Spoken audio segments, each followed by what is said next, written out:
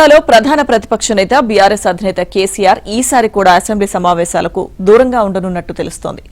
Kaleshwaram commission నివేదిక ప్రకారం project నిర్మాణంలో అక్రమాలు చోటు చేసుకున్నాయంటూ అధికార కాంగ్రెస్ ఆరోపిస్తున్న నేపథ్యంలో అసెంబ్లీలో ఈ అంశంపై జరిగే చర్చకు హాజరు కాకూడదని కేసీఆర్ నిర్ణయించుకున్నట్లు బీఆర్ఎస్ వర్గాలు చెబుతున్నాయి.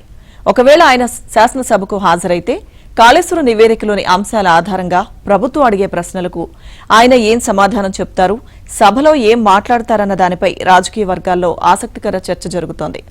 అయితే బీఆర్ఎస్ వర్కింగ్ ప్రెసిడెంట్ కేటీఆర్, మాజీ మంత్రి హరీష్ రావు, పార్టీ ముఖ్య నేతలు శుక్రవారం ఎర్రవల్లిలోని ఫామ్ హౌస్ కు వెళ్లి కేసీఆర్తో సమావేశమయ్యారు.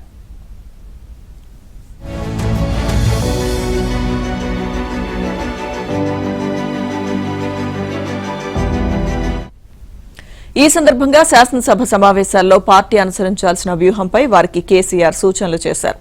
కాళేశ్వరం కమిషన్ నివేదికలోని ఏ అంశాలను కాంగ్రెస్ ప్రభుత్వం చర్చకు పెడుతుంది, వాటికి సభలో ఏం సమాధానం చెప్పాలి, ప్రజలకు ఎలా వివరించాలన్న దానిపై దిశానిర్దేశం చేశారు.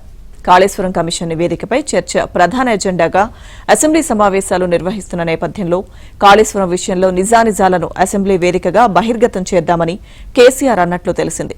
కాంగ్రెస్ పార్టీ ప్రభుత్వం చేస్తున్న అసత్యాలను ప్రజలకు తెలియపరచాలని, వాస్తవాలను వివరించాలని సూచించినట్లు సమాచారం.